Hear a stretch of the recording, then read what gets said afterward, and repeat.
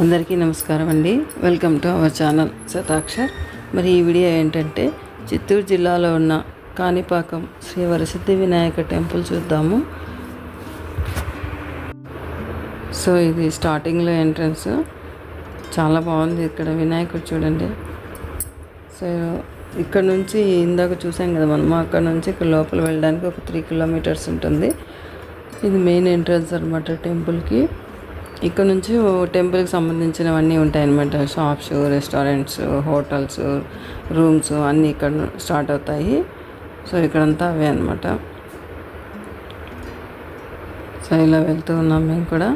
యాక్చువల్గా తిరుమల తిరుపతికి వచ్చేవాళ్ళు ఖచ్చితంగా ఈ కాణిపాకను కూడా దర్శించుకుంటారు. ఇక్కడ సిద్ధి వినాయకుని దర్శించుకుంటే చాలా మంచిదని అందరి భావం అనమాట. అంటే ఆరోగ్యపరంగా కావచ్చు, చదువు పరంగా కావచ్చు, దేవుడి ఆశీస్సులు బాగా లభిస్తాయి. సో ఇక్కడ మేము ఇలా వెళ్తూ ఉన్నాము. ఈ రైట్ సైడ్ ఇవన్నీ రూమ్స్ అన్నీ ఉంటాయి ఇక్కడ. చాలా బాగుంది. రోడ్డు కూడా వెడల్పుగా ఉంది. సో రష్ కూడా తక్కువగా ఉంది. మేము మధ్యాహ్నం వెళ్ళాము, 2:30కి అలా వెళ్ళాము.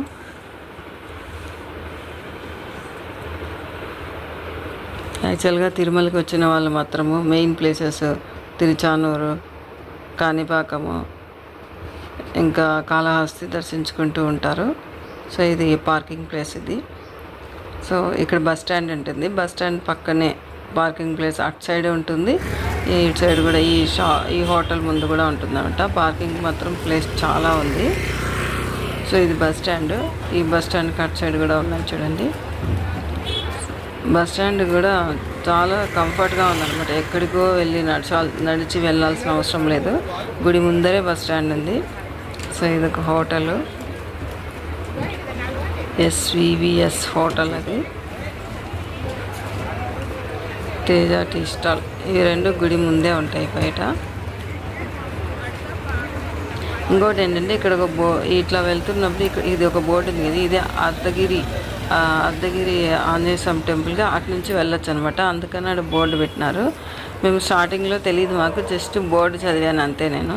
తర్వాత ఆ టెంపుల్కి వెళ్ళేటప్పుడు అర్థమైంది నాకు, ఓకే ఇది అలా వెళ్ళడానికి దారి అని.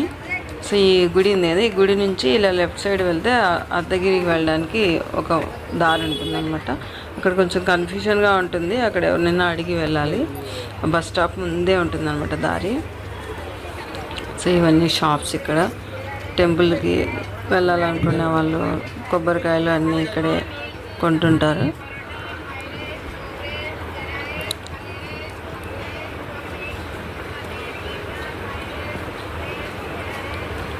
సో లోపల ఇదంతా ఇట్లా ఉంటుంది. సో ఇక్కడ అన్ని షాప్స్ ఉంటాయి. ఈ షాప్స్ తర్వాత టెంపుల్ వస్తుంది. ఇక్కడ నాకు ఈ దీపాలు మాత్రం భలే నచ్చినాయి.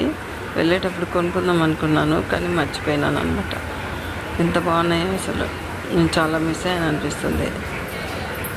బాగున్నాయి దీపాలు మాత్రము, చాలా బాగున్నాయి.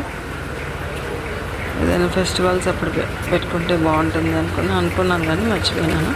ఇదంతా గుడి ముందు షాప్స్ ఇవన్నీ.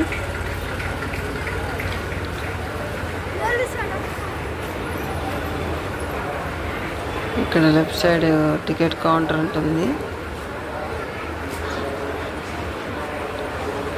ఈవినింగ్ అయితే 5 నుంచి, యాక్చువల్లీ 4 నుంచి 6 దాకా క్లోజ్ ఉంటుంది. 6 o'clock ఓపెన్ అవుతుంది. మేమేమో అక్కడికి వెళ్ళినప్పుడు 3 అయింది. సో మాకు తెలియదు అనమాట, ఏ టైంలో అయినా దర్శించుకోవచ్చేమో అనుకున్నాము. 6కి దర్శించుకోవాలి అంటే ఇంకా అప్పటిదాకా ఏం చేయాలి అని చెప్పేసి మేము అర్ధగిరి ఆంజనేయ స్వామి గుడికి వెళ్ళాము. అంటే ఎవరైనా 5, 4 ఆ టైంలో వచ్చారనుకోండి, ఇక్కడ వెయిట్ చేసే కంటే అక్కడ అర్ధగిరి ఆంజనేయ స్వామిని దర్శించుకొని రండి. ఇక్కడ మళ్ళీ వినాయకుడిని దర్శించుకోండి. అంటే 2 hours అక్కడ దర్శనం అయిపోతుంది అనమాట. ఎందుకంటే ఆంజనేయ స్వామి టెంపుల్కి వెళ్ళడానికి ఇక్కడ చూడండి దర్శనం వేళలు ఉన్నాయి, నిజరూప దర్శనము. సో ఇది ఇక్కడ లడ్డూలు తయారు చేసే వంటశాల. ఇది పండితరం స్టోరు అన్నీ అక్కడ ఉన్నాయన్నమాట.